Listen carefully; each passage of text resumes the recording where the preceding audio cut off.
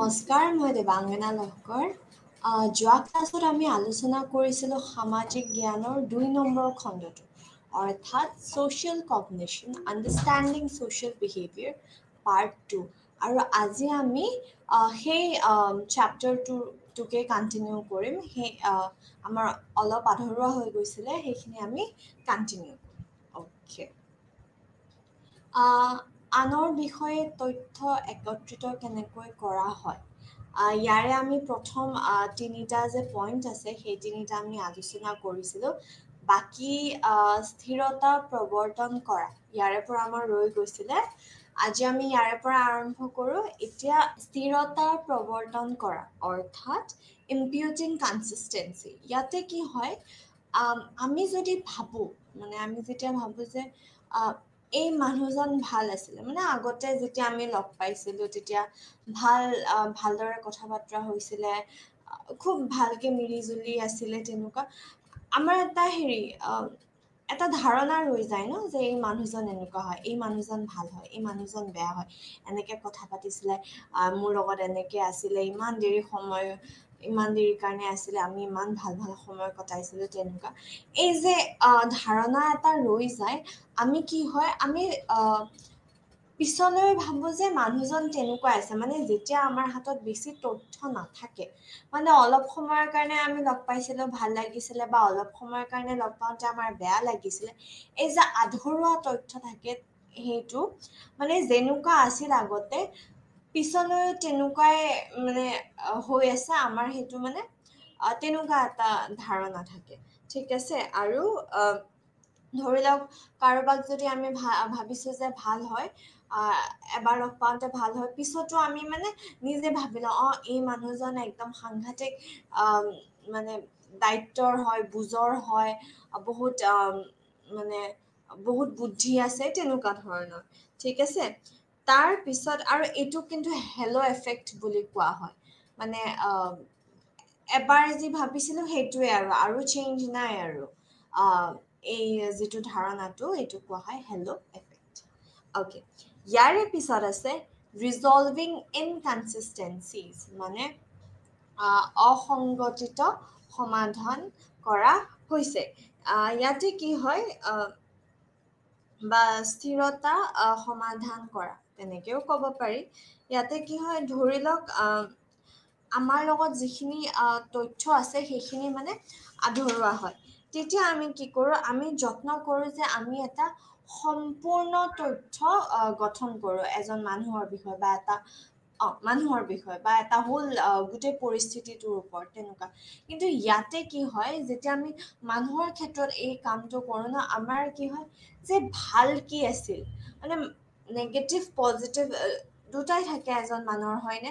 এতিয়া মোৰো বেয়া গুণ আছে, মোৰ ভাল গুণো আছে, কিন্তু কি হয়, আমি অকল ভাল গুণটোহে বাছি ওলাওঁ, কি ভাল গুণ আছে সেইটো চাবলৈকেহে বেছি যত্ন কৰোঁ। গতিকে এইটো অকণমান খেলি মেলি হৈ যায়গে যেতিয়া আমি এনেকে তথ্য গ্ৰহণ কৰোঁ, হয়নে? যে আমি বেলেগখিনি নাচাওঁ, এইখিনি চাওঁ। তাৰ পিছত আছে প্ৰথম প্ৰভাৱ বনাম পিছৰ প্ৰভাৱ, অৰ্থাৎ first impression versus letter impression. এতিয়া কি হয়, ইয়াতে আছে প্ৰাইমাৰী ইফেক্ট।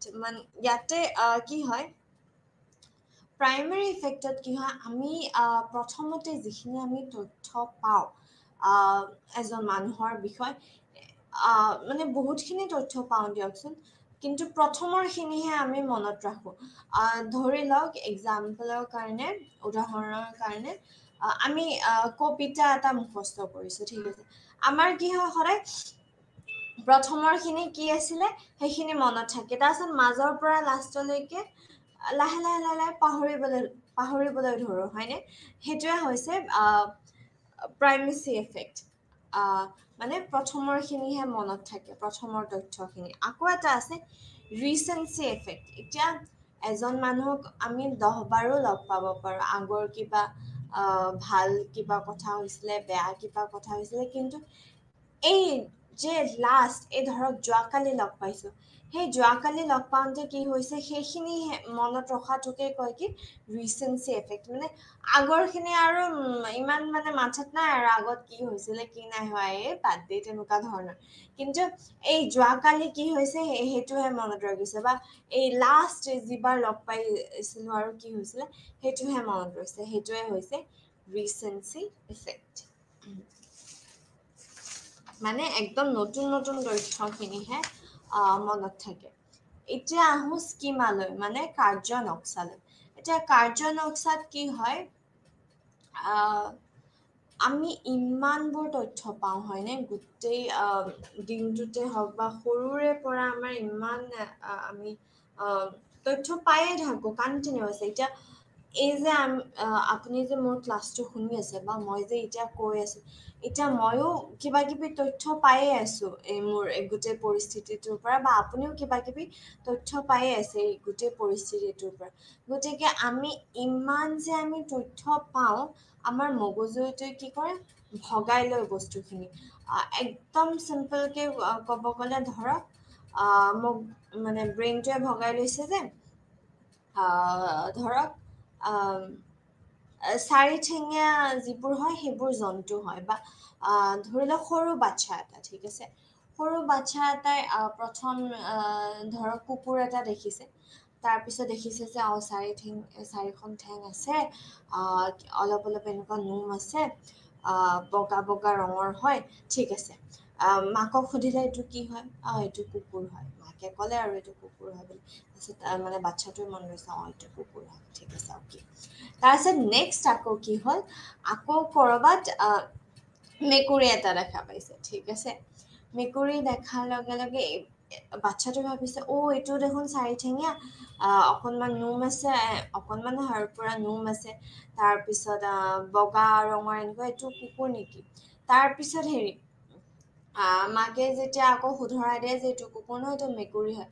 গতিকে কি কৰে বাচ্ছাটোৱে যে জন্তুৰ ভাগত যে মেকুৰী বেলেগ, কুকুৰ বেলেগ, কুকুৰৰ আণ্ডাৰত আকৌ বেলেগ বেলেগ বিভিন্ন জাতিৰ কুকুৰ আছে হয়নে, এলচেচিয়ান হওক, গ্ৰেট ডেন হওক, বা আমাৰ দেশী কুকুৰ যিবোৰ আছে, বা মেকুৰীৰো কি কি ভাগ আছে, বেছি নোম থকা, কম নোম থকা, তেনেকে মানে ভগাই লয়। সেনেকে কি হয়, আমাৰ ব্ৰেইনটোত পুৰা একদম এনেকে থাক থাককে ভাগ কৰা আছে। গতিকে যেতিয়া আমি নতুন তথ্য পাওঁ কি কৰোঁ আমি, কোনটো মানে ভাগত যাবগে তেনেকে পুৰা সোমাই লৈ একদম মনত ৰাখি লওঁ। সেইটোৱে হৈছে কাৰ্য নক্সা। তাৰপিছত আছে নিদৰ্শন, অৰ্থাৎ প্ৰটোটাইপ। এতিয়া প্ৰটোটাইপ কি হয়, স্কিমাৰ বিমূৰ্ত ধাৰণা, অৰ্থাৎ এবষ্ট্ৰেক্ট ইমেজ এটা, ঠিক আছে। ইয়াতে কি হয়, মানে এটা ধাৰণা থাকে আৰু ধৰি লওক আৰক্ষী বিষয়া এজন আৰক্ষী বিষয়া এজন কেনেকুৱা হ'ব লাগিব, তাৰে এটা ধাৰণা, মানে একদম একজেক্ট নহয় আৰু, কিন্তু ধৰি লওক আৰক্ষী বিষয়াবোৰ কাৰোবাৰ এনেকুৱা ধাৰণা হ'ব পাৰে যে খঙাল হয়, মানুহজনৰ বডি ষ্ট্ৰাকচাৰটো একদম ফিট হয়, ওখ হয়, তাৰপিছত বেছিকে স্মাইল নকৰে, মানে বেছি নাহাহে, মানুহৰ লগত বেছি নিমিলে, অনবৰত খঙতে থাকে, তেনেকুৱা কাৰোবাৰ ধাৰণা হ'ব পাৰে। মানে ইমেজ এটা আৰু এবষ্ট্ৰেক্ট ইমেজ এটা, আৰু মানে চব আৰক্ষী বিষয়াৰ বিষয়ে তেনেকে মানে ধাৰণাটো বনাই ল'ব পাৰে, বনাই থোৱা থাকে আৰু তেনেকুৱা ধৰণৰ। বা তাৰপিছত বা কাৰোবাৰ বেলেগকেও হ'ব পাৰে যে আৰক্ষী বিষয়াবোৰে আমাক সহায় কৰে, তেখেতসকল খঙাল নহয়, বহুত নম্ৰ স্বভাৱৰ হয়, বেলেগৰ বেলেগ বেলেগ ধাৰণা। সেইটোৱে হৈছে প্ৰটোটাইপ, নিদৰ্শন, মানে যিটো আমি এটা ইমেজ আমি এটা বনাই লওঁ এটা বস্তুৰ প্ৰতি, এজন মানুহৰ প্ৰতি, বা এটা গোটেই গ্ৰুপ এটাৰ বিষয়, এটা জবৰ বিষয়, এটা চিটুৱেশ্যনৰ বিষয়, তেনেকুৱা ধৰণৰ। তাৰ পিছত আছে এক্সাম্পলাৰ্ছ, মানে অনুকৰণীয়। এতিয়া ইয়াত কি হয়, এতিয়া আমাৰ যে মই যে প্ৰটোটাইপত ক'লো, মানে নিদৰ্শনত যে ক'লো যে ধাৰণা থাকে, ইয়াতেও কিহত থাকে, এক্সাম্পলাৰ্ছত বা অনুকৰণীয়তো আমাৰ ধাৰণা থাকে। কিন্তু কি হয় যে আমি এই যে আমি লগ পাওঁ নহয় মানুহক, ধৰক আৰক্ষী বিষয়া এজনক লগ পাইছো, গতিকে লগ পোৱাজন কেনেকুৱা হয়, আমাৰ যি ধাৰণা আছিলে সেই কেনেকুৱা আছিলে, এই গোটেইখিনি মিলাই মানে এটা ছবি গঠন কৰা হয়। এনেকুৱা নহয় যে আমাৰ আগৰ পৰাই ধাৰণা এইটো, গতিকে এনেকুৱাই হ'ব। আমি যেতিয়া জীৱন্ত একদম লগ পাওঁ ভালকে, তেতিয়া কেনেকুৱা হয় জানি বুজি আমি গোটেই এটা ইমেজ গঠন কৰোঁ, মানে এটা ছবি গঠন কৰোঁ। সেইটোৱে হৈছে, তেনেকে আমি আনৰ বিষয়ে তথ্য একত্ৰিত কৰোঁ।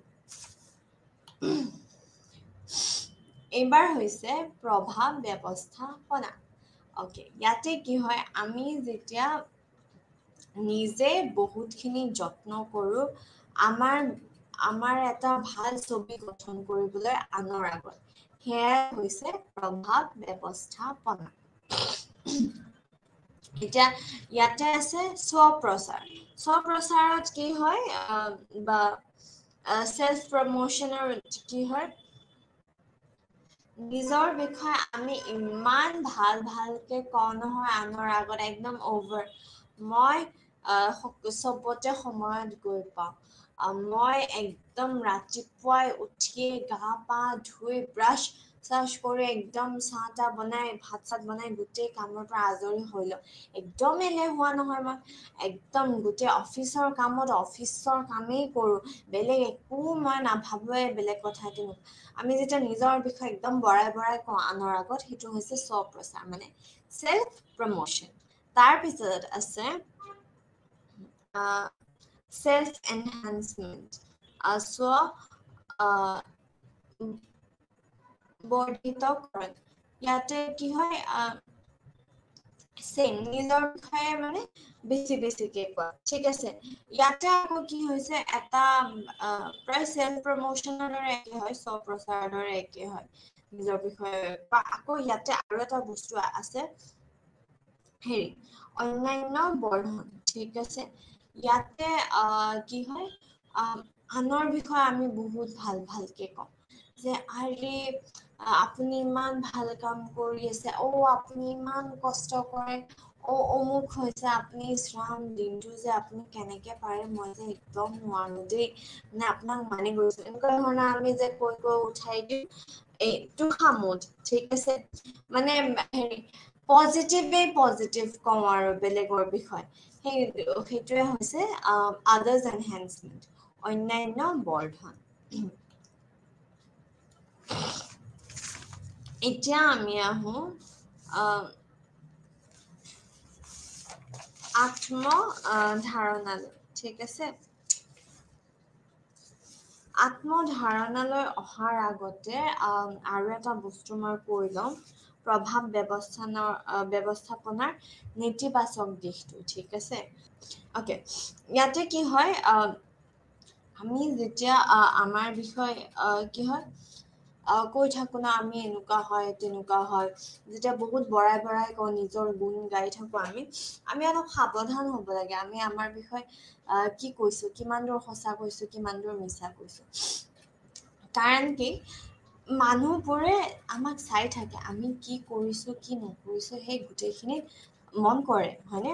এতিয়া কি হয়, আমি যদি কওঁ যে আমি চবৰে লগত ভাল, কিন্তু কোনোবাই আমাক মন কৰিছে যে আমাৰ অফিচৰ যিবোৰ উচ্চ পদস্থ বিষয়াবোৰ আছে, তেখেতসকলৰ লগতহে আমি ভাল, কিন্তু আমাৰ তলত যিবোৰে কাম কৰিছে একদম লেই চেইছে ব্যৱহাৰ কৰিছো, তেতিয়া মানুহে তেতিয়া কি হয়, সেই মানে আমি ধৰা পৰি যাওঁ যে আচলতে আমি যে কৈছো যে চবৰে লগত আমি সমানেই ভাল ব্যৱহাৰ কৰোঁ, সেইটো মিছা কথা।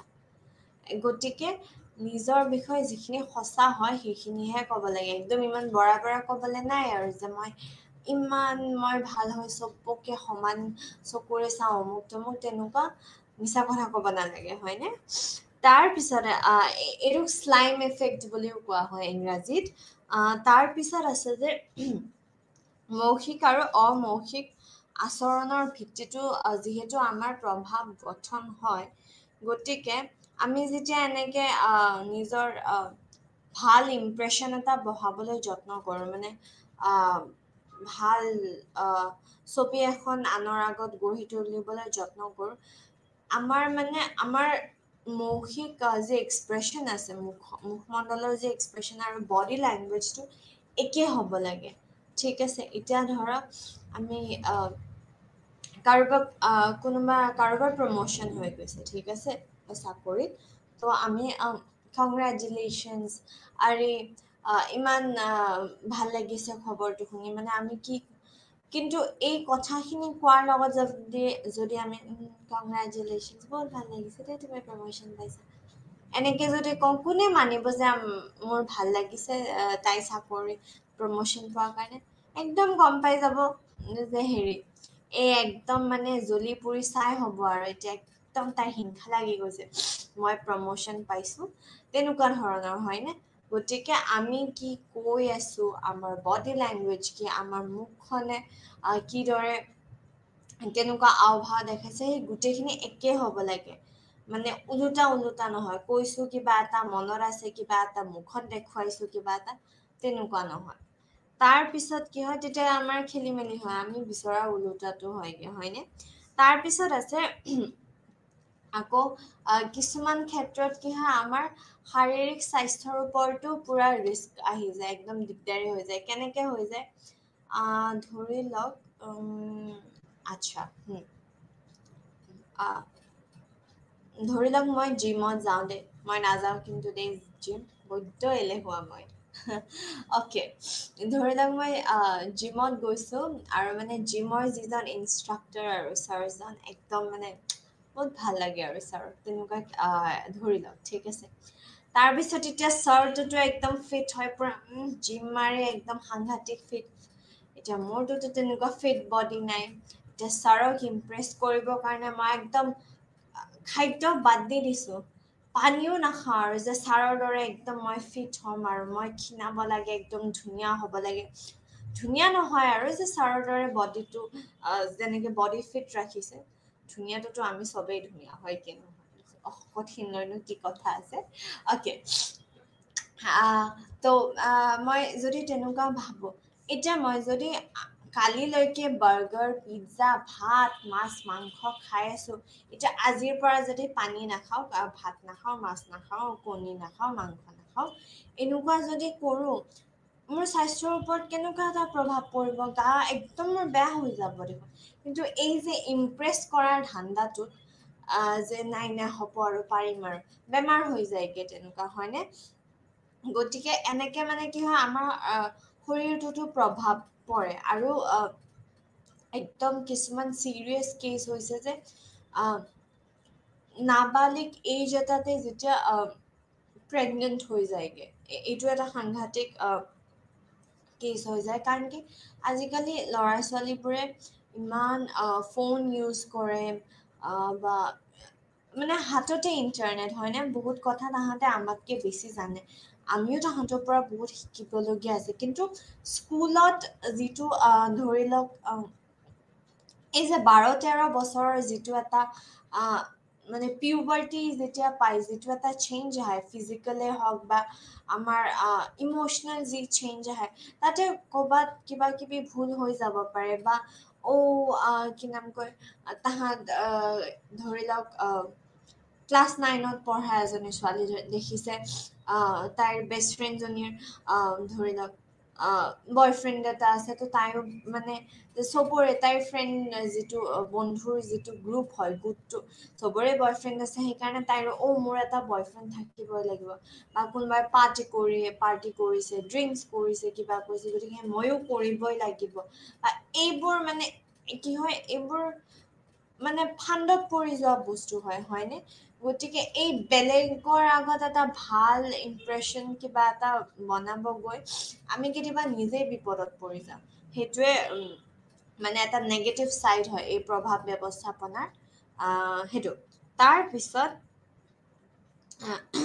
আমি কেতিয়াবা কি হয়, নিজৰ গুণ গাবলৈ যায় ইমানেই তথ্য আমাৰ বিষয়ে কৈ দিওঁ যে কিছুমান এনেকুৱা মানুহ হ'ব পাৰে, যাৰ কাৰণে যিটো আমাৰ কাৰণে ভাল বস্তু, তেখেতসকলৰ কাৰণে সেইটো ভাল নহ'বও পাৰে হয়নে এতিয়া ধৰি লওক উদাহৰণ দিছো দে মই পুচকা খাই সাংঘাতিক ভাল পাওঁ কিন্তু মোৰ পাপা ই ছি তেনেকে থাকে মানে পাপা গতিকে বহুতে মানিব যে পুচকা খাই কি ভাল লাগে কিন্তু কিছুমানৰ কাৰণে একদম এইটো যে একদম নহয় দে খাব নোৱাৰা বস্তু কি লেতেৰা জেগাত থাকে কি লেতেৰাকে বনাই তেনেকুৱা হৈ যায় হয়নে গতিকে তেতিয়া আকৌ ওলোটা হৈ যায় কেছটো পজিটিভ এটা ভাল আমি আমাৰ ইমেজ বনাব গৈছো কিন্তু ওলোটাটো হৈ গৈছে তেনেকুৱা কথা এতিয়া আমি যাওঁগে চেল্ফ পাৰচেপশ্যনলৈ অৰ্থাৎ আত্মধাৰণালৈ এক্সকিউজ মি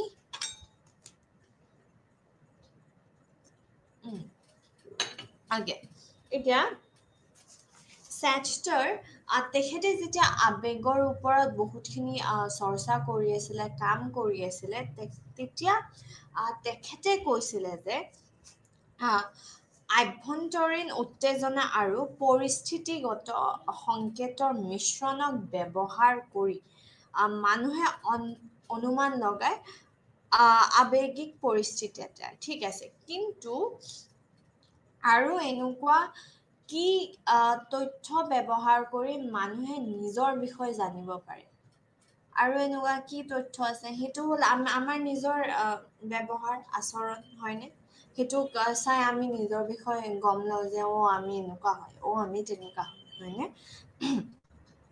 এতিয়া এই আত্মধাৰণা কি হয় আত্মধাৰণা হৈছে নিজৰ প্ৰতি অনুভৱ কৰা আৰু প্ৰতিক্ৰিয়া কৰাৰ প্ৰক্ৰিয়া ঠিক আছে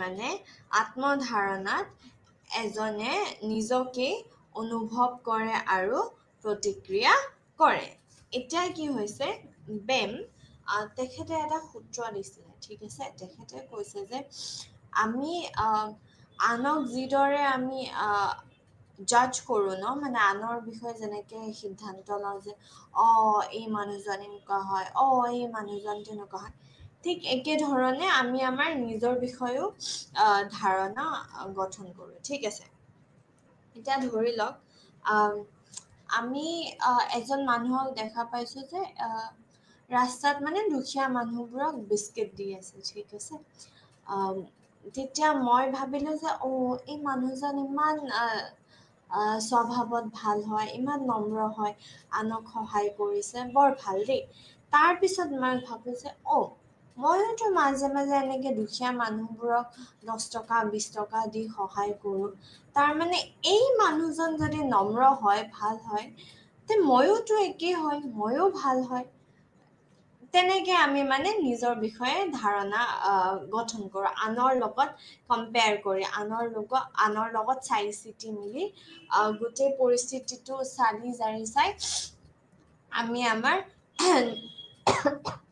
I'm so sorry দেই আমি আমাৰ নিজৰ বিষয়ে ধাৰণা গঠন কৰো ঠিক আছে এতিয়া এইখিনিতে আহি পৰে আৰোপকৰণৰ কথা ঠিক আছে অৰ্থাৎ এট্ৰিবিউচনৰ কথা মানে সঁচাকৈয়ে আমি আনক যিদৰে আমি জাজ কৰো আনৰ বিষয়ে আমি যিদৰে ধাৰণা গঠন কৰো ঠিক তেনেদৰে আমি নিজৰ বিষয়ে ধাৰণা গঠন কৰো নে সঁচা নে এই কথাটো এতিয়া সেইটো জনাৰ আগতে আমি জানি লওঁ আৰোপকৰণ কি হয় ঠিক আছে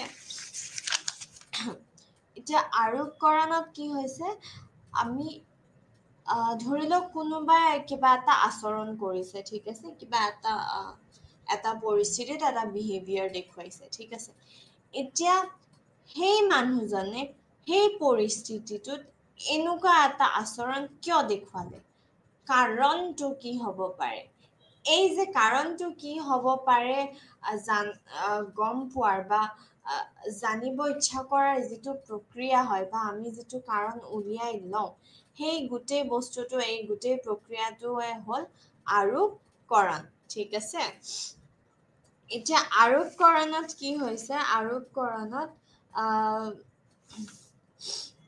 দুটা হেৰি ভাগ আছে। প্ৰথম ভাগটো হ'ল ডিছপজিশ্যনেল এট্ৰিবিউশ্যন আৰু দ্বিতীয় ভাগটো হ'ল চিটুৱেশ্যনেল এট্ৰিবিউশ্যন। ডিছপজিশ্যনেল হ'ল স্বভাৱগত আৰু এইফালে চিটুৱেশ্যনেলটো হ'ল পৰিস্থিতিগত। স্বভাৱগত মানে কি হয়, আমি হয়েই তেনেকুৱা, ঠিক আছে, এইটো আমাৰ স্বভাৱতে আছে। ধৰি লওক মোৰ পুতুককে খং উঠি যায়, সেইটো মোৰ স্বভাৱ হয়। মানে পৰিস্থিতিটো যেনেকুৱাই নহওক, অকণমান যদি মই বিচৰা মতে হোৱা নাই আৰু বাছ মোৰ একদম খং উঠি গ'ল আৰু সেইটো মোৰ স্বভাৱ হয়। আকৌ কেতিয়াবা কি হয়, পৰিস্থিতি এনেকুৱা হয় যে মানে খং উঠি গৈছে আৰু এনেকুৱা ধৰণৰ পৰিস্থিতি, মানে এনেকুৱা এটা পৰ্যায় পাই যায়গে, সেইটো আমাৰ স্বভাৱত নাই। এনেই আমি সাংঘাতিক নম্ৰ হ'ব পাৰো বা ইমান খঙাল নহ'ব পাৰো, কিন্তু পৰিস্থিতি ইমানেই বেয়া যে আমাৰ খং উঠি গৈছে, ঠিক আছে। সেইটোৱে হৈছে চিটুৱেশ্যনেল এট্ৰিবিউশ্যন, অৰ্থাৎ পৰিস্থিতিগত আৰোপকৰণ। আচ্ছা, এতিয়া ইয়াতে কোৱা হৈছে যে ছাবট্ৰেক্টিভ ৰুলৰ বিষয়ে কোৱা হৈছে। এই ছাবট্ৰেক্টিভ ৰুলত কি হয়, যেতিয়া ধৰি লওক আমি কাৰোবাক মানে মন দি আছো আৰু অবজাৰ্ভ কৰি আছো, মানে যোনে বস্তুটো চাইছে, কিবা এটা পৰিস্থিতি হৈছে, এজন মানুহে কিবা এটা আচৰণ দেখুৱাইছে আৰু আমি মানে চাই আছো, ঠিক আছে। এতিয়া চাওঁতে কি হৈছে, মানে আমি কি কৰো তেতিয়া, যে এই মানুহজনৰ স্বভাৱটো এনেকুৱা, সেইকাৰণে এই আচৰণটো দেখুৱাইছে। কিন্তু পৰিস্থিতিৰ কাৰণেও যে এটা আচৰণ দেখুৱাব পাৰে বা কৰিব পাৰে, সেইটো আমি মানি নলওঁ, সেইটো মানে আমি এভইড কৰি দিওঁ বস্তুটো। সেইটোৱে হৈছে ছাবট্ৰেক্টিভ ৰুল, ঠিক আছে। এতিয়া আমি আহো আৰোপকৰণৰ তত্ত্বসমূহলৈ, ঠিক আছে। প্ৰথমটো আছে হেডাৰৰ নিৰ্বোধ মনোবিজ্ঞান। অকে, মানে হেডাৰ্ছ নেইভ চাইকলজি, ঠিক আছে। ইয়াতে কি কৈছে যে হেডাৰে বাৰম্বাৰ কৈছে যে আমাৰ চৰিত্ৰগত বৈশিষ্ট্যৰ কাৰণেই যে আমি এটা আচৰণ দেখুৱাইছো তেনেকুৱা নহয়, মানে পৰিস্থিতিৰ কাৰণেও আমি এটা আচৰণ দেখুৱাব পাৰো। এই কথাটোত মানে গুৰুত্ব দিয়া খুবেই দৰকাৰী। আমি চালি জাৰি চাব পাৰো। আৰু তেখেতে কৈছে যে আমি দৈনন্দিন মানুহক লগ পাওঁ, দৈনন্দিন আমি বিভিন্ন পৰিস্থিতিত পৰো, হয়নে? যি পৰিস্থিতিত আমি পৰো বেলেগ মানুহেও পৰে, গতিকে আমি আমাৰ এই কমন চেন্সটো ব্যৱহাৰ কৰিব লাগে যেতিয়া আমি কাৰণটো ওলাওঁ যে এই মানুহজনে এনেকুৱা ধৰণে আচৰণ কিয় দেখুৱালে। গতিকে আৰু এই যে এনেকে যে যোনে প্ৰক্ৰিয়া কৰে, মানে প্ৰচেছটোত চাই যে এজন মানুহে কিয় কৰিছে, তেনেকুৱা ধৰণৰ মানুহক কোৱা হয় নেইভ চাইন্টিষ্ট বুলি, ঠিক আছে। গতিকে হেডাৰেও কৈছে যে দুটাই বস্তু আছে, চিটুৱেশ্যনেল এটা আৰোপকৰণ, মানে পৰিস্থিতিগত যিটো আৰোপকৰণ, আৰু এইফালে আমাৰ স্বভাৱৰ বেচিছত। কিন্তু আমি মানে চালি জাৰি চাব লাগে যে আমাৰ স্বভাৱৰ কাৰণে এটা আচৰণ দেখুৱাইছো নে পৰিস্থিতি এটাত পৰি আমি সেই আচৰণটো দেখুৱাইছো, ঠিক আছে। সেইটো হেডাৰে কৈছিলে। এক্সকিউজ মি।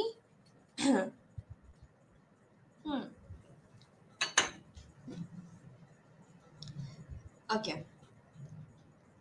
ইয়াৰে পিছত আছে কৰিস্পন্ডেন্ট ইনফাৰেন্স থিয়ৰী, মানে সংবাদদাতা অনুমান তত্ত্ব। এতিয়া এই সূত্ৰটো দিছিলে জোনছ আৰু ডেভিছে। এতিয়া ইয়াতে কৈছে যে এজন মানুহে এটা আচৰণ ব্যক্তিগত স্বভাৱৰ ভিত্তিত দেখুৱাইছে, সেয়া জানিবলৈ আগে আমি মানুহজনৰ ইণ্টেনচনটো জনা উচিত বা বুজি লোৱাটো উচিত। ইণ্টেনচন এজ অভিপ্ৰায়টো বুজি লোৱা উচিত। ইয়াতে আমি কি ব্যৱহাৰ কৰোঁ, principle of non common effects আৰু কমন ইফেক্টছ অৰ্থাৎ সাধাৰণ প্ৰভাৱৰ নীতি আৰু অসাধাৰণ প্ৰভাৱৰ নীতি আমি ব্যৱহাৰ কৰোঁ ঠিক আছে এতিয়া কি হয় ধৰি লওক এটা পৰিস্থিতি ঠিক আছে আহ,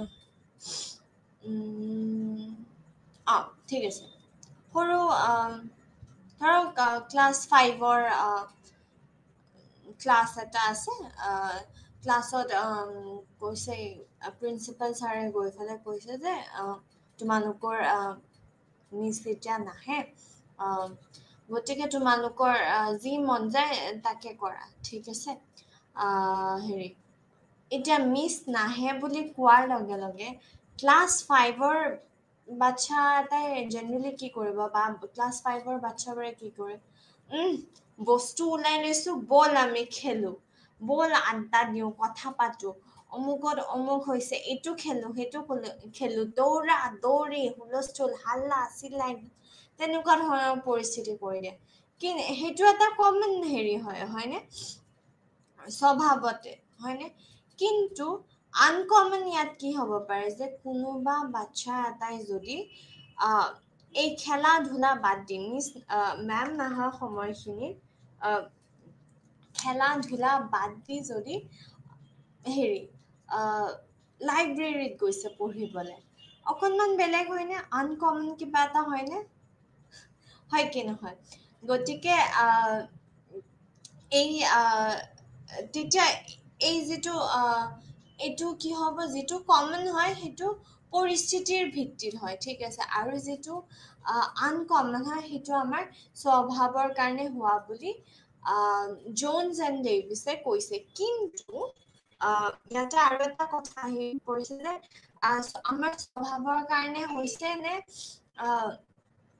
পৰিস্থিতিৰ ভিত্তিত আমি কামটো কৰিছো সেইটো বুজিবলৈ কি হৈছে আমি ইউজ কৰো নৰ্মেটিভনেছ ঠিক আছে এতিয়া নৰ্মেটিভনেছেহে সেই পৰিস্থিতিটোত এজন মানুহে কি কি কৰা কি কৰিলে আমি নৰ্মেল বুলি ভাবো এই নৰ্মেটিভনেছে আমাক সহায় কৰে আৰু যেতিয়া মানে আমি ভাবো যে নাই এই পৰিস্থিতিটোৰ ওলোটাই কিবা এটা কৰিছে তেতিয়া আমি কওঁ যে ব্যক্তিগত স্বভাৱৰ ফলত কৰিছে আৰু মানে গোটেই চিটুৱেশ্যনটো গোটেই পৰিস্থিতিটো চালি জাৰি চোৱাত কিন্তু আমাক সহায় কৰে নৰ্মেটিভনেছে ঠিক আছে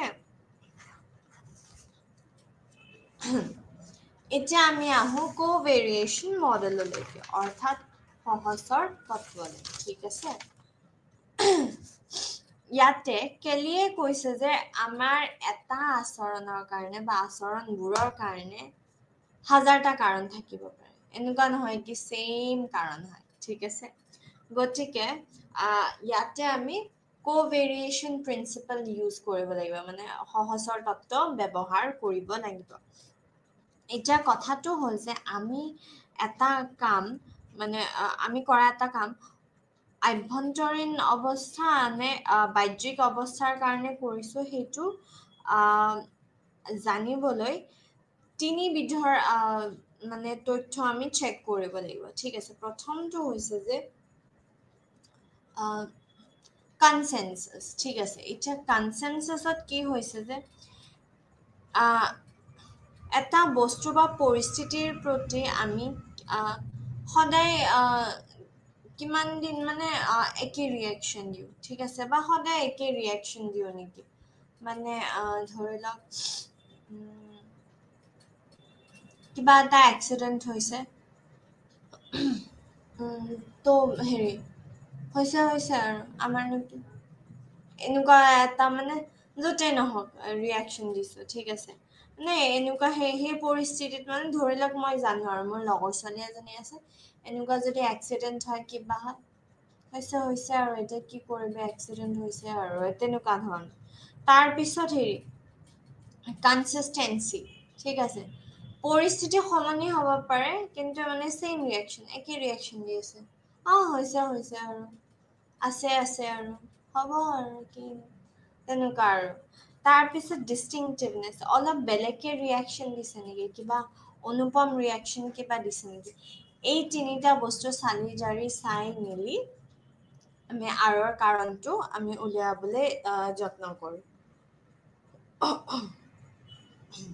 যেতিয়া আভ্যন্তৰীণ অৱস্থা কেতিয়া হ'ব, যেতিয়া কনচেনচাছ আৰু ডিষ্টিংটিভনেছত ল' থাকিব আৰু কনচিষ্টেঞ্চিত বেছি থাকিব। ঠিক আছে, তাৰপিছত বাহ্যিক অৱস্থা কি হয়, চবতে গোটেইকেইটাতে যেতিয়া হাই থাকিব, মানে ডিষ্টিংটিভনেছে হওক, কনচেনচাছে হওক বা কনচিষ্টেঞ্চি, তেতিয়া আমাৰ বাহ্যিক অৱস্থা হ'বগে।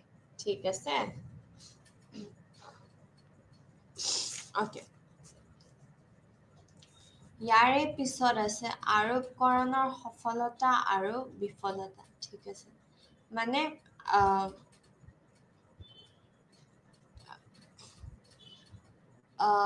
ধৰক অ'কে, আৰোপকৰণৰ সফলতা আৰু বিফলতা। Okay, attribution of failure and success, মানে কিহৰ কাৰণে ধৰি লওক মই এটা কাম কৰিছো, সেইটোত মই সফল কিয় হলো কিয় নহলো, তাৰে কাৰণটোক মই কি বুলি মানিম, এই চাৰিটা বস্তু দিয়া আছে। ঠিক আছে, এতিয়া প্ৰথমটো হ'ল যে সামৰ্থ্য। ঠিক আছে, আমি কেতিয়াবা আমি যেতিয়া ভাবো যে হেৰি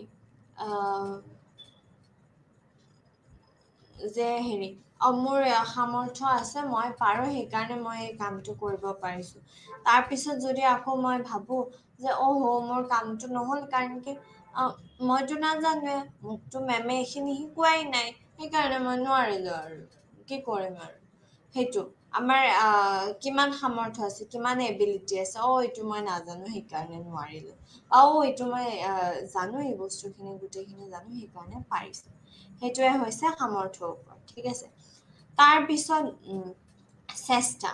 ঠিক আছে, যে আমি বহুত চেষ্টা কৰিছো, সেইকাৰণে আমি সফল হৈছো, বা নাই আমাৰ কষ্ট কৰাত চাগে অলপমান কম হৈ গ'ল, সেইকাৰণে আমি নাই পাৰা, সেইটো এটা হয়। তাৰ পিছত আছে কাৰ্যৰ অসুবিধা, মানে ডিফিকাল্টি অফ দি টাস্ক, কিমান টান হয়, যে বহুত বেছি মানে টান আছিল গোটেই কামটো, সেইকাৰণে মই সফল নহলো, বা কামটো ইমান বেছি টান নাছিলে, সেইকাৰণে মই সফল হলো, তেনেকুৱা ধৰণৰ কথা। তাৰ পিছত ভাগ্যৰ কথা, কিছুমানে আকৌ কি কৰে, চেষ্টা, কাৰ্যৰ অসুবিধা বা সামৰ্থ্য কিমান আছে, এইবোৰ চব ইগনৰ মাৰি দিয়ে। ঠিক আছে, কিন্তু ভাগ্যৰ ওপৰত যে মোৰ ভাগ্যতে নাই, মইতো কষ্ট কৰিছিলোৱে, মোৰ ভাগ্যতে নাই, বা আকৌ কিছুমানে এনেকুৱা ভাবিব পাৰে যে নাই, মইতো ইমান কষ্ট কৰা নাছিলো, বা মইতো ইমান চেষ্টা কৰা নাছিলো, মোৰতো ইমান সামৰ্থ্য নাছিল, কেনেকে বা পালো, ভগৱান, একদম মোৰ ভাগ্যৰ ফলতহে পাইছো।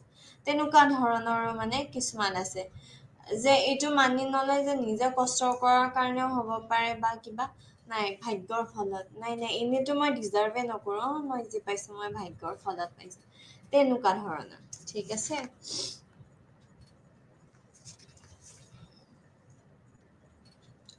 এতিয়া আছে আৰোপকৰণৰ ত্ৰুটি আৰু পক্ষপাতিত্ব, মানে attributionৰ bias আৰু errors। ঠিক আছে,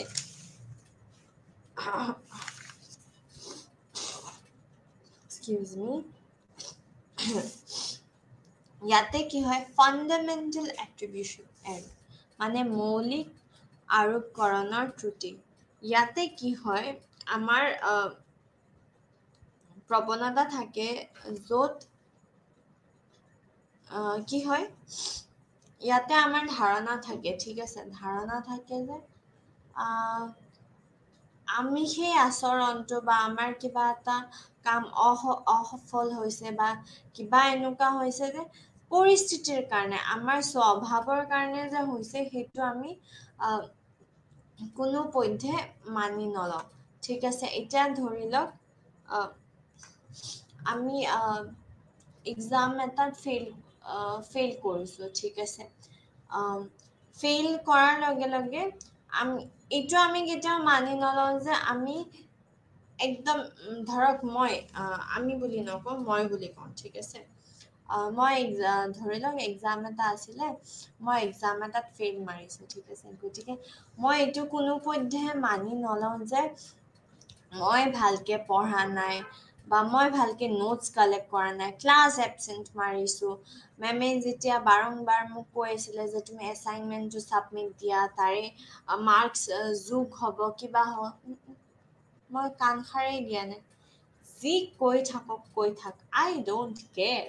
তেনেকুৱা ধৰণৰ এটা যদি এটিটিউড লৈ পেলাই মই পৰীক্ষা দিব যাওঁ, মই পাছ হ'মনে? কোনোপধ্যে মই পাছ নহওঁ, ফেইল মই, হয়নে? কিন্তু ইয়াতে আমি কি কওঁ, ইয়াতে আমি এইটো মানি নলওঁ যে মোৰ কাৰণে, মানে মোৰ নিজৰ স্বভাৱৰ কাৰণে মই ফেইল মাৰিছোঁ, মই তাৰপিছত দুখ উলিয়াই থাকিম।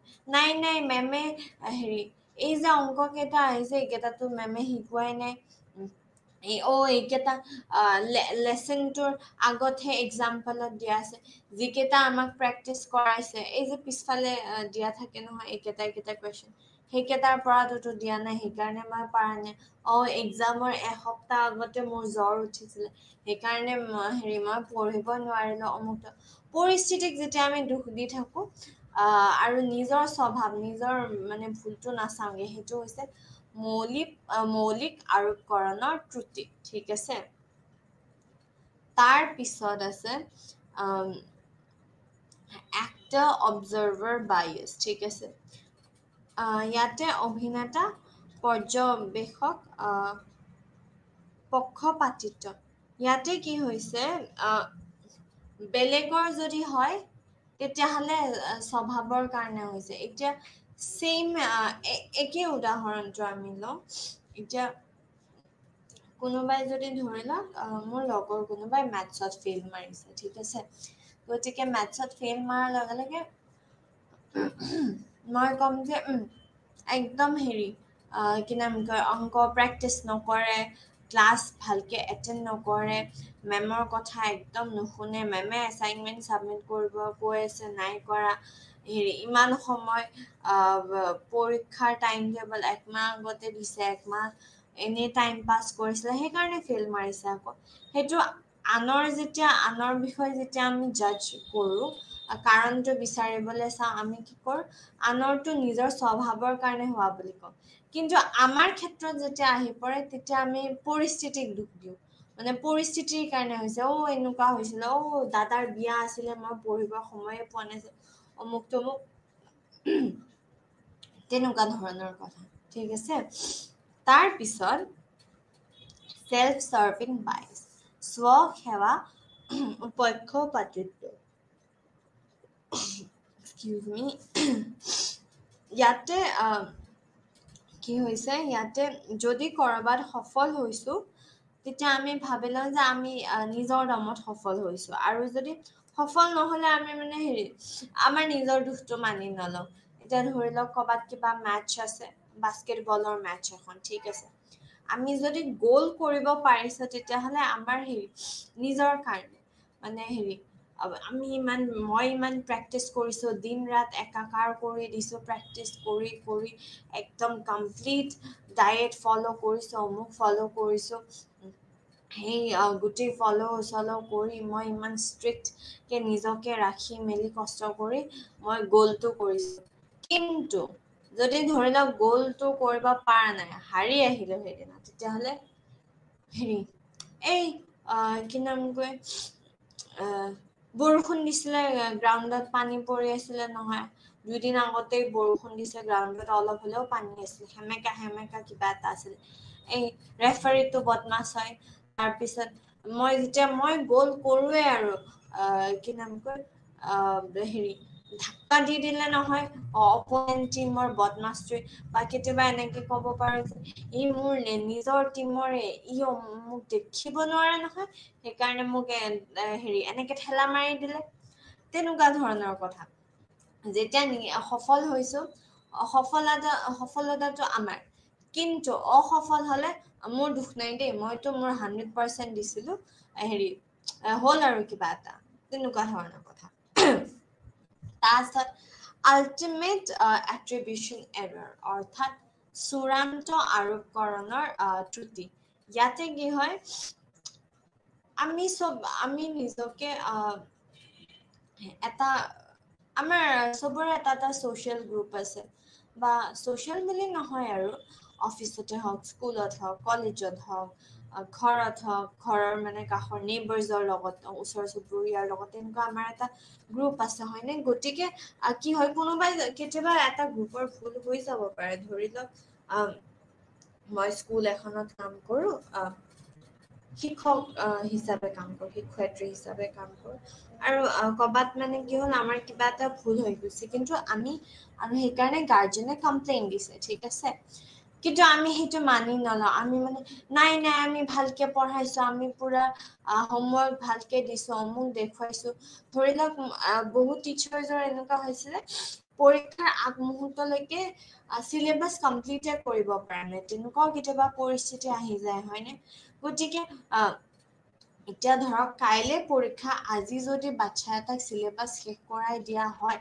সম্ভৱ নেকি বাচ্ছাটোৰ কাৰণে ইমান হেৰি নে আইনষ্টাইন নে গোটেইবোৰ যে আজি পঢ়াই দিছো আজি গোটেই দিনটো স্কুলত ক্লাছ কৰি মেলি গধূলি গৈ একদম কাইলে ইফালে মেথছৰো পৰীক্ষা চাইন্সৰো পৰীক্ষা দুটা পৰীক্ষাৰ কাৰণে এনেকে পঢ়িব পাৰিবনে তাৰপিছত পেৰেণ্টছে যেতিয়া কমপ্লেইন দিয়ে যে হেৰি আপোনালোকৰ টিচাৰ যে এনেকে শেষ মুহূৰ্তলৈকে চিলেবাছ শেষ নহয় এতিয়া চিলেবাছ শেষ হৈছে এনেকে আগমুহূৰ্তত চিলেবাছ শেষ কৰে এনেকে হলে আমাৰ বাচ্ছাবোৰৰ কেনেকে হ'ব কিন্তু আমি যে নাই কি নাম কয় আমি যদি এনেকে কওঁ হাৰে স্কুল শেষ কৰি ঘৰত গৈ বাচ্ছাবোৰে কি পঢ়িব নোৱাৰে নেকি হেৰি এটা চেপ্টাৰহে আমি শেষৰ দিনা পঢ়াই দিছো তাৰে আগৰ চেপ্টাৰবোৰ এনেকে যদি নিজৰ দুখটো মানি নলওঁ কেনেকে হ'ব কওকচোন সেইটোৱে হৈছে চূড়ান্ত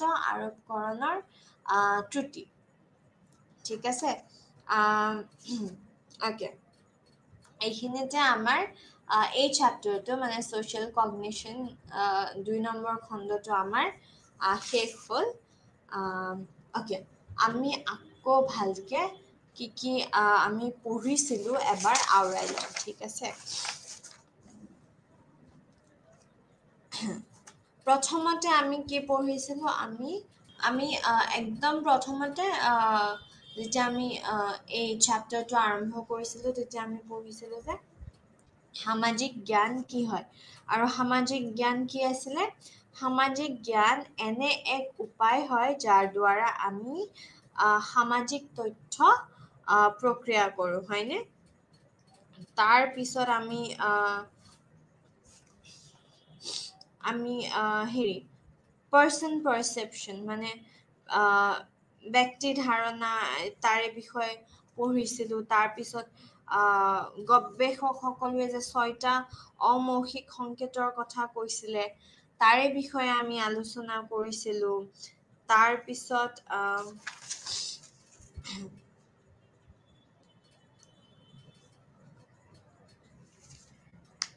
তাৰপিছত আমি আৰু বিভিন্ন সূত্ৰৰ বিষয়েও আলোচনা কৰিছিলো যেনেকে যেতিয়া আমি আনৰ বিষয়ে তথ্য কেনেকে গঠন কৰো সেয়া আমাৰ এডিটিভ মডেল আছিলে যেনেকে যোগ কৰা সূত্ৰ তাৰ পিছত আছিলে এভাৰেজিং মডেল গড় সূত্ৰ তাৰপিছত এই নেগেটিভিটি ইফেক্ট নেতিবাচকতাৰ প্ৰভাৱ মানে য'ত আমি মানুহ এজনৰ কি নেগেটিভ গুণটোকে চাই থাকো কিবা যদি পজিটিভ আছে সেইটো আমি মন নকৰো সেই তাৰে বিষয়ে চাইছিলো তাৰপিছত পজিটিভিটি বায়েচ মানে ইতিবাচকতা পক্ষপাতিত্ব ঠিক আছে ইয়াতে কি হয় পজিটিভ কি আছে সেইটোতহে আমি গুৰুত্ব দি থাকো বাকী নেগেটিভ চেগেটিভ নাচাওঁ সেই তাৰেও বিষয়ে আলোচনা কৰিছিলো তাৰ পিছত আজি আমি ক'ৰ পৰা আলোচনা কৰিলো আজি আমি আলোচনা কৰিছো এই স্থিৰতা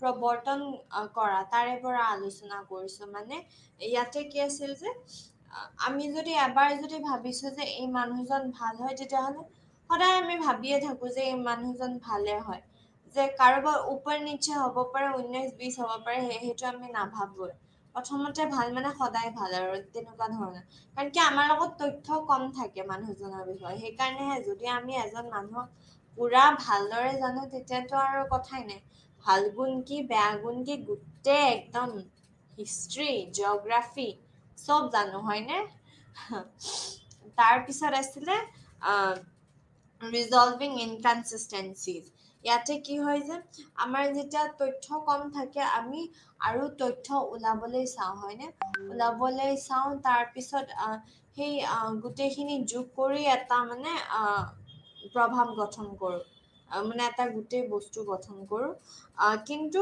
ইয়াতে কি হয় আমি পজিটিভ চাইডটো মানে পজিটিভ চাইডটোৰ ওপৰত বেছিকে চৰি মই চেপ্টাৰটো ষ্টাৰ্টিঙত চাগে নেতিবাচক বুলি দিছিলোঁ নেতিবাচকৰ বেছিকৈ ধ্যান নিদিওঁ মানে ইতিবাচক ঠিক আছে পজিটিভ চাইডটো আমি বেছিকে ধ্যান দিওঁ মানে এই গোটেই হেৰিটো গঠন কৰাত তাৰ পিছত প্ৰভাৱ গঠন কৰা তাৰপিছত আছে first impression versus letter impression অৰ্থাৎ প্ৰথম প্ৰভাৱ বনাম পিছৰ প্ৰভাৱ ইয়াতে কি হৈছে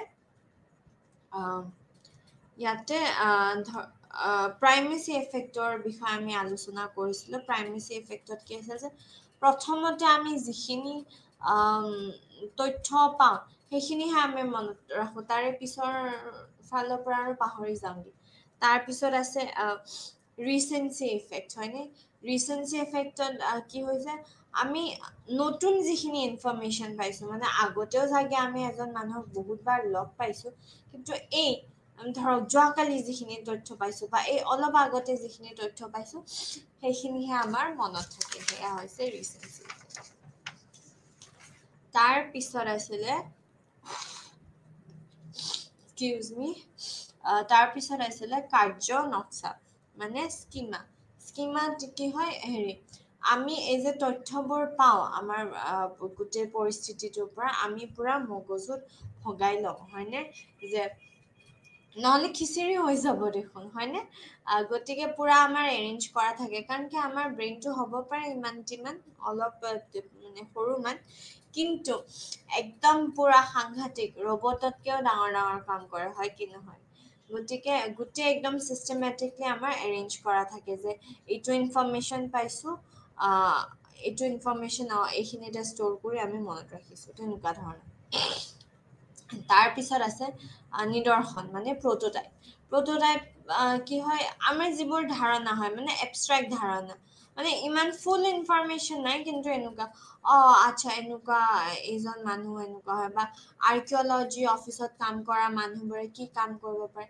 এই কি নাম কয় পুৰণা মঠ মন্দিৰৰ বিষয়ে তাহাঁতৰ জ্ঞান থাকে বা মঠ মন্দিৰৰ সৈতে কাম কৰে তেনেকুৱা ধৰণৰ ধৰক ইমান জ্ঞান নাই আৰু আৰ্কিঅলজিত এতিয়া চব আৰ্কিঅলজিৰ চব অফিচত কাম কৰাবোৰে হেৰি কৰি থাকিব নেকি মঠ মন্দিৰত গৈ পুৰণা জামানাৰ কি আছে সেই চাই থাকিব নেকি নহয় নহয় কিছুমানে একাউণ্টছৰো কিবা কিবি কাম কৰে তাৰপিছত ডিটেইলছ ভৰোৱা যোনে একদম দিনটো কম্পিউটাৰত লাগি থাকে তেনেকুৱাও হ'ব পাৰে কিন্তু আমি কি ভাবো নাই আৰ্কিঅলজি মানে মঠ মন্দিৰৰ একদম চাৰিওকোণে ঘূৰি থাকে তেনেকুৱা নহয় ন সেইটো হৈছে প্ৰটোটাইপ আমাৰ যিখিনি এবষ্ট্ৰেক্ট আইডিয়া থাকে আৰু সেইটোৱে তাৰপিছত আছে এক্সাম্পলাৰ্ছ অনুকৰণীয় ইয়াতে কি হয় আমাৰ অলৰেডি ধাৰণা থাকে কিন্তু যেতিয়া আমি জীৱন্ত মানে লগ পাওঁ আৰু যে পুৰা একদম ফেচ টু ফেচ দেখিছোঁ তেতিয়া মানে সেই অভিজ্ঞতাখিনিও আমি এই তথ্য গঠন কৰাত আমি ব্যৱহাৰ কৰোঁ তেতিয়া মানে আমাৰ এটা সঠিক তথ্য থাকে হয়নে যে আমাৰ এইটো ধাৰণা আছিলে যে ধৰি লওক কিতাপত আমি সৰুতে পঢ়িছিলোঁ কিন্তু যেতিয়া আমি পৰিস্থিতিটোত গৈ মানুহজনক কাম কৰা দেখিছোঁ তেতিয়া এইটো বস্তু কৰিব লাগে এনেকুৱাও কৰিব লাগে সেই গোটেইখিনি আমি গম পাওঁগে এইটো কি হ'ল যে অ'কে এইটো আছিলে প্ৰভাৱ ব্যৱস্থাপনা মানে আমি প্ৰভাৱ ব্যৱস্থাপনাত কি হয় যে আমি আমাৰ বিষয়ে ভাল ছবি এখন গঢ়ি তুলিবলৈ চাওঁ আনৰ আগত আৰু তাতে আমি তিনিটা বস্তুৰ বিষয়ে পঢ়িছিলোঁ সেয়া হৈছে চেল্ফ প্ৰমোশ্যন তাৰপিছত মানে হেৰি স্বপ্ৰচাৰ তাৰপিছত সেলফ এনহেন্সমেন্ট অৰ্থাৎ স্ব বৰ্ধিতকৰণ, তাৰপিছত আদাৰ্ছ এনহেন্সমেন্ট মানে অন্যান্য বৰ্ধন। ঠিক আছে, তাৰপিছত আত্মধাৰণৰ বিষয়ে পঢ়িছিলোঁ। আত্মধাৰণাৰ কি হৈছে যে নিজৰ প্ৰতি অনুভৱ কৰা আৰু প্ৰতিক্ৰিয়া কৰা এটা প্ৰক্ৰিয়া হয়, হয়নে?